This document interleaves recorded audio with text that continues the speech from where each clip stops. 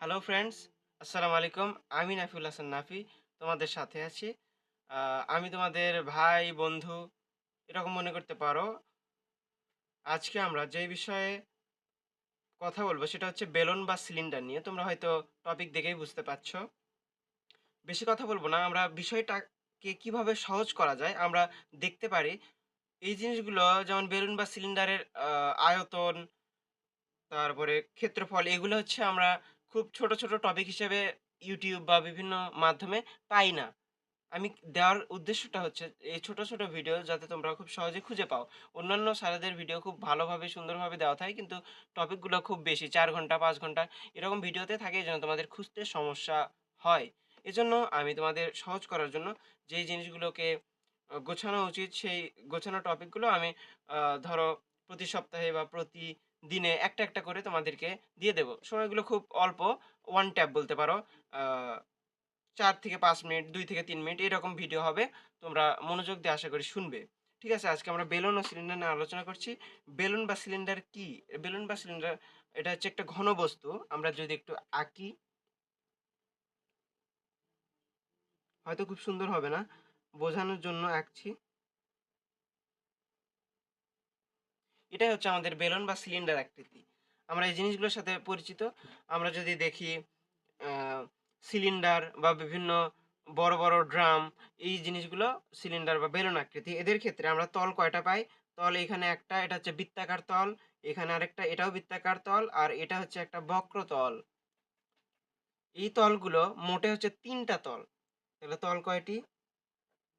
৩ টি। তলগুলোর যদি আমরা ক্ষেত্রফল বের করতে চাই, তাহলে আমরা বৃত্তের ক্ষেত্রফল আমরা অবশ্যই জানি।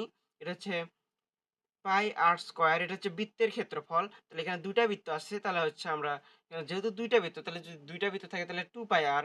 তাহলে হচ্ছে ২ টা বৃত্তের ক্ষেত্রফল 2 পাই আর। লিখে দিই বৃত্তের ক্ষেত্রফল। এখানে ২ টা বৃত্তের ক্ষেত্রফল এখানে আমরা 2 পাই আর পেলাম। কিন্তু প্রশ্নটা হচ্ছে আমরা তো ২ টা বৃত্তের ক্ষেত্রফল পেলাম। কিন্তু এই যে বড় যে বডিটা অর্থাৎ আ এই বক্রতল, এই তলের ক্ষেত্রফল আমরা কিভাবে বের করব? এই তলের ক্ষেত্রফল বের করা খুবই সহজ। আমরা মনে করতেছি এটা তো গোলাকৃতির অর্থাৎ বৃত্তাকৃতির এবং লম্বা। এটার ক্ষেত্রফল কিভাবে বের করা যায়? অনেক সহজ। এটাকে যদি আমরা মাঝখান থেকে কাটি তাহলে ঠিক এইরকম একটা আকৃতি আমরা দেখতে পাবো। হয়তো খুব একটা ভালো মতো আয়তটা হলো না কিন্তু এরকমই হবে। দেখো আমাদের এই যে উপরের যেই দৈর্ঘ্য বলো বা প্রস্থ বলো, এটা কিন্তু ঠিক উপরের যে বৃত্তটা ছিল এটাই। এটাকে আমরা কেটে এরকম সোজা করেছি। যার ফলে এটা এরকম আয়তের মতো দেখাচ্ছে। আসলে ব্যাপারটা ঠিক এইরকমই। তাহলে আমরা উপরের যদি এই বৃত্তের পরিধিটাই কিন্তু তাহলে আমাদের এখানকার যেই আয়তের প্রস্থটা। তাহলে আমরা এটা কি লিখতে পারি? এটা লিখতে পারি 2 পাই আর অর্থাৎ বৃত্তের পরিধি। বৃত্তের পরিধি এখানে হবে এই আয়তের প্রস্থ বা দৈর্ঘ্য যেটা আমরা ধরে নিই।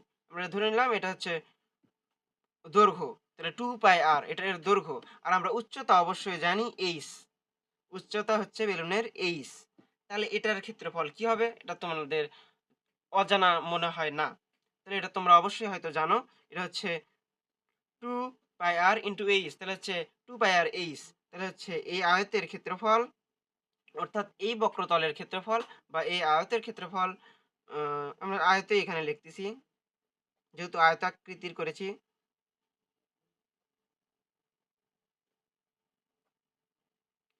তোমরা হয়তো বুঝতে পারবে আমার লেখাটা। তাহলে আমরা কিন্তু মোটামুটি ক্ষেত্রফল সবগুলোই বের করা হয়ে গেল। তাহলে বৃত্তের ২ টা বৃত্তের ক্ষেত্রফলও পেলাম। এই যেই বড় যে ক্ষেত্রফল অর্থাৎ বক্রতলের যে ক্ষেত্রফল সেটার ক্ষেত্রফলও পেলাম। তাহলে এখন আমাদের ২ টা যদি ক্ষেত্রফল যোগ করি তাহলে কিন্তু আমরা বেলনের ক্ষেত্রফল পেয়ে যাবো বা সিলিন্ডারের ক্ষেত্রফল। তাহলে সিলিন্ডারের ক্ষেত্রফল কি হবে?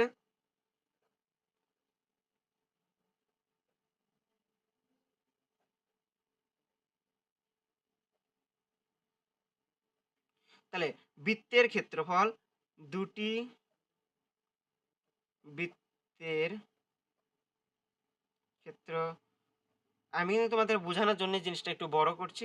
এত বড় কিন্তু না। তোমাদের যাতে বুঝতে তোমরা যে সূত্রগুলো ভুলে না যাও, নিজেই চিত্র থেকে খুঁজে বের করতে পারো। এইজন্য সহজ জিনিসগুলো আমি তোমাদের দেখাচ্ছি। ত্রিবৃত্তের ক্ষেত্রফল প্লাস এই আয়তের ক্ষেত্রফল। আমারও অবশ্যই কোনো জায়গায় সমস্যা থাকতে পারে, কিন্তু আমি এখানে আমার সমস্যা দেখছি না। যদি যদি তোমরা কোনো কিছু সমস্যা মনে করো তাহলে আমাকে অবশ্যই জানতে পারো। কিন্তু এখানে আমি আমার সমস্যা দেখছি না। ঠিক আছে? তাহলে আমরা যোগ করে দিই কি আছে? দুটি বৃত্তের ক্ষেত্রফল 2 পাই r স্কয়ার প্লাস 2 পাই আর h। দুটো যোগ করলে আমরা কমন নিতে পারি। এখানে কমন হচ্ছে 2 পাই r, কমন যাচ্ছে 2 পাই r ব্র্যাকেটে r প্লাস এখানে r আছে আর এখানে h বাকি থাকতেছে। তাহলে এটাই হচ্ছে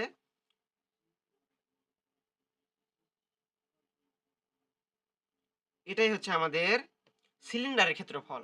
এটা অনেকেই ভুল করে। এটা একটু উম দেখতে একটু মোটামুটি কঠিন মনে হয় অনেকের। কিন্তু আসলে জিনিসটা কঠিন না। তোমরা বুঝে জিনিসটা বের করতে পারবে।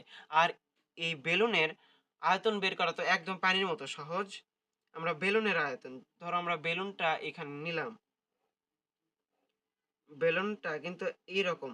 অর্থাৎ যদি আমরা প্রতিটাকে এরকম স্লাইস করি তাহলে কিন্তু আমরা একটা বৃত্তাকৃতির একটা কাঠামো পাবো। স্লাইস যদি আমরা এখানে প্রস্থচ্ছেদ করে দেখি তাহলে শুধু আমরা একটা বৃত্তাকার চাকার মতো করে অংশ পাবো। এইগুলোর ক্ষেত্রফল আমরা কি জানি? ক্ষেত্রফল, এই বৃত্তের ক্ষেত্রফল জানি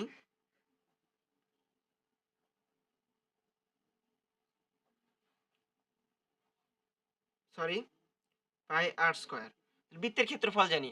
আমাদের কোনো কিছুর যদি আ আমাদের কোনো কিছু যদি আয়তন বের করতে হয় আমরা কি জানি? দৈর্ঘ্য গুণন, যদি আমরা আয়ত্তের ক্ষেত্রে চিন্তা করি তাহলে দৈর্ঘ্য গুণন প্রস্থ গুণন উচ্চতা।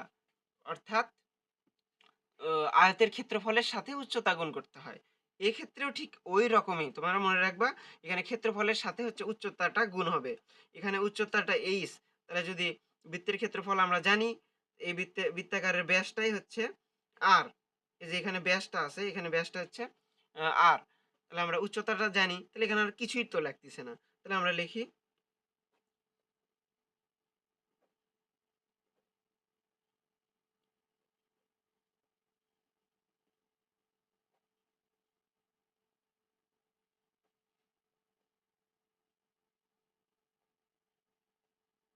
পাই r স্কয়ার h। একদম সহজ একটা জিনিস।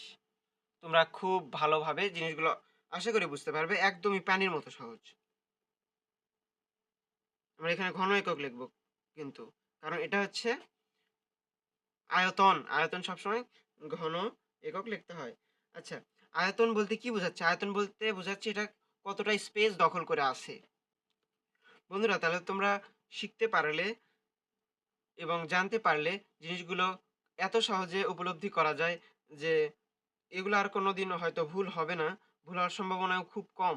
এগুলা যদি কেউ বুঝে করার চেষ্টা করে তাহলে একদম ভুল হওয়ার সম্ভাবনা নেই। এই জিনিসগুলো কিন্তু খুব কঠিন না। আমরা এরকম আরো সহজ যেই গণিত, পদার্থবিজ্ঞান, আ বায়োলজির যে চিত্রগুলা বা যেই জিনিসগুলো আমাদের একটু থিওরির পাশাপাশি আমাদেরকে ভালোভাবে জানার প্রয়োজন হাতে কলমে, সেই হাতে কলমে বলতে আমাদের যে জিনিসগুলোকে বুঝানোর জিনিসগুলো সেগুলো আমরা একটু বুঝবো পরবর্তী আ লিসনগুলোতে। আশা করি আমার সাথেই থাকবে এবং আমাকে সাপোর্ট করবে। ধন্যবাদ।